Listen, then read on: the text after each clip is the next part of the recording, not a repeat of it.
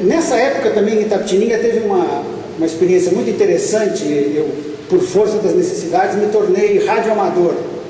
E eu acabei encontrando no rádio o PY2NAV, o seu Narciso Vernizzi. Quem é um pouquinho mais velho aqui deve ser lembrado do seu Narciso, o homem do tempo da Jovem Pan. Ele morava em São Roque, e da estação dele para Itapetininga, enfim, a gente tinha uma comunicação muito frequente. E tem uma frase do Narciso, que não era climatologista, mas enfim, era um repórter. Ele dizia assim: nós ainda não somos capazes de prever o tempo depois de amanhã. Quer dizer, 24 horas era mais do que suficiente para subverter todos os modelos que existiam naquela época. Vamos adiante. Aí eu me deparei com um filme. Quem não assistiu, por favor assista. Está disponível no meu blog, o endereço vai aparecer no final.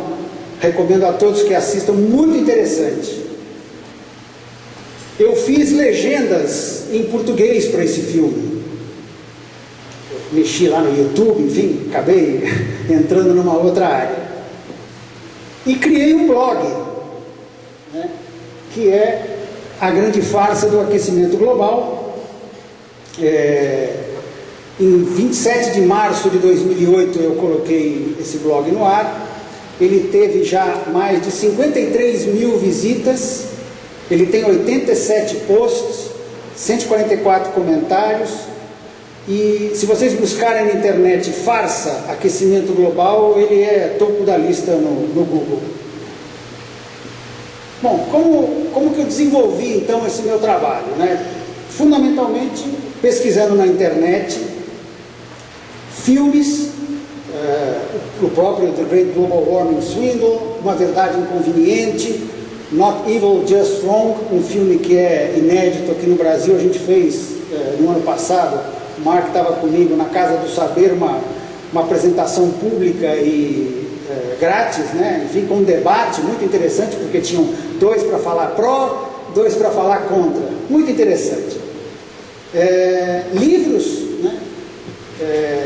Enfim, não vou citar aqui os livros, vou tentar andar um pouquinho mais rápido. Artigos, relatórios, né? Tem um relatório muito interessante aqui, que é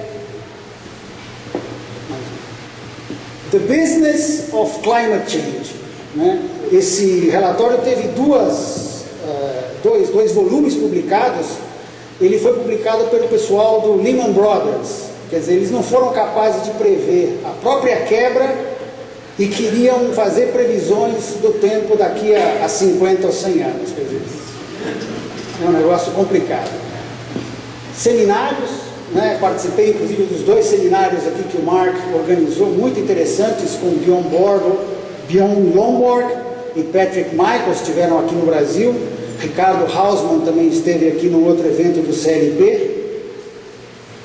Umas palestras, né, como, por exemplo, a do professor Carlos Nobre, do INPE, fez uma palestra sobre mudanças climáticas no Brasil, na Casa do Saber. Eu fui a essa palestra, fiz ao final alguns questionamentos que ele não foi capaz de me responder. E, por fim, a minha atividade profissional como engenheiro agrônomo, enfim, trabalhando na área de biocombustíveis. Tem alguns fatos marcantes que eu gostaria de assinalar para vocês, na minha pesquisa, né? O primeiro deles, a população de seres humanos na Terra.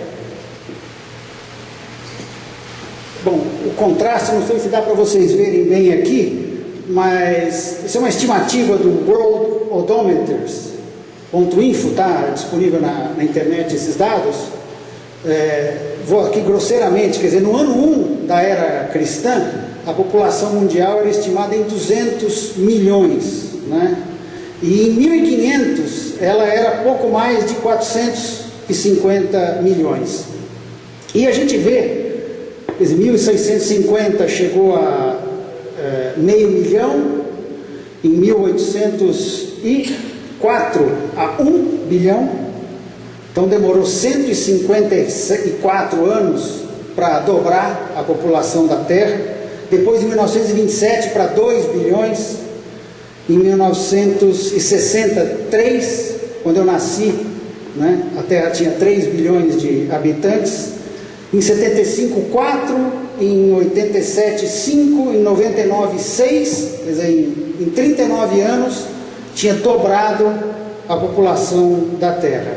E se a coisa seguir, né, quer dizer, em 2013 agora nós vamos ter 7 bilhões de pessoas, 2027, 8 bilhões, 2045, se eu chegar até lá com 85 anos, quer dizer, na minha existência, onde haviam haverão 3, né? 3 pessoas, onde antes havia uma demandando recursos que eu talvez quando nasci não demandava, né? Enfim, não existia uma série de porcarias que a gente tem hoje aqui, celular, enfim, um mundo completamente diferente, mas esse pessoal vai comer, vai se vestir, né? Uma camiseta aérea e uma chinela havaiana pelo menos para cada um, tá certo?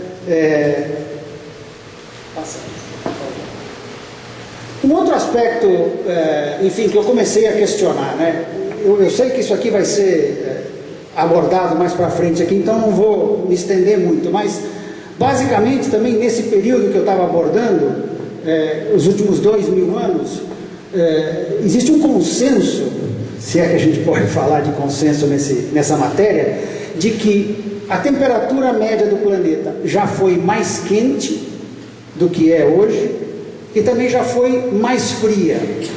Quer dizer, uma variabilidade natural, até então não havia a influência, como a gente viu aqui, tão poucas pessoas, não havia essa influência tão dramática sobre o clima, e no entanto, naturalmente, a temperatura aumentou e a temperatura diminuiu. Existem vários fatores que desenvolvem isso.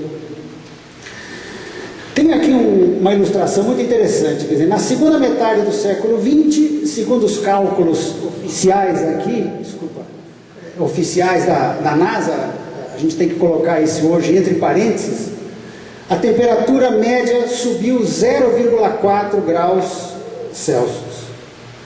E aqui está um mapa mostrando, quer dizer, as temperaturas em azul são para menos, e as temperaturas em laranja, amarelo, enfim, são para mais. Quer dizer, foi uma variação totalmente aleatória, né? Não é possível enxergar aqui nenhum tipo de tendência ou de ligação com algum tipo de fator que está relacionado diretamente com a nossa atividade. No início do século XXI agora, de 2001 a 2009, quer dizer, daqui a pouco a gente intera aqui essa estatística, praticamente não houve aumento.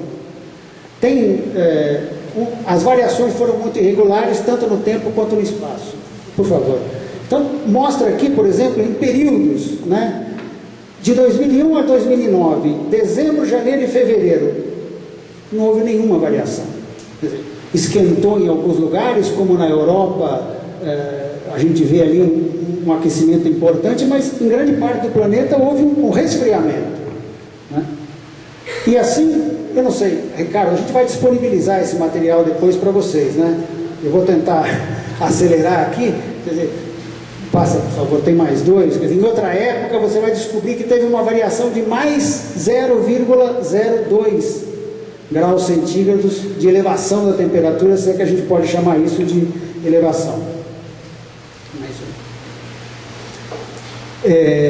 Esse aqui é um gráfico interessante, que inclusive está no filme, né, que mostra que a maior parte da elevação da temperatura, desde, enfim, século XIX até os dias de hoje, grande parte dessa elevação ocorreu até 1940, quando, enfim, o mundo tinha muito pouca gente, antes da guerra, né, a atividade econômica e a produção de gás carbônico, enfim, gases de estufa da atividade humana era mínima.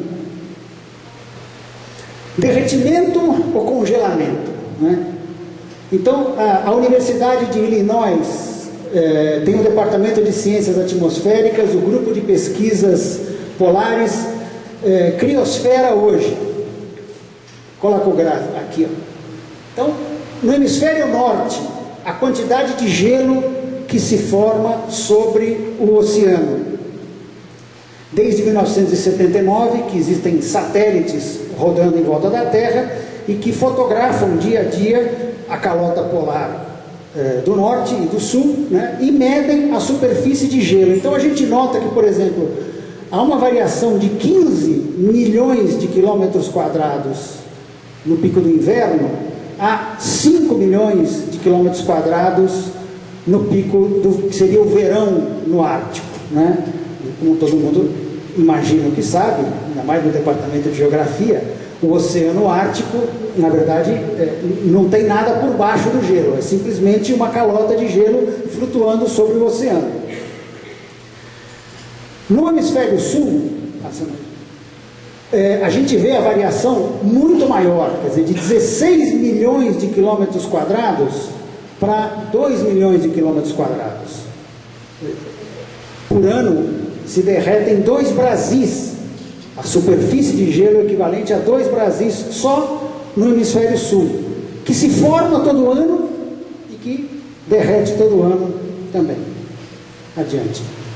Isso aqui é uma somatória do gelo que tem no Ártico com o gelo que tem na Antártida, né? E aqui a gente enxerga nessa somatória, quer dizer, quem for capaz de identificar aqui de 79 para cá alguma tendência, os senhores vão me desculpar, mas aqui não tem tendência nenhuma, certo?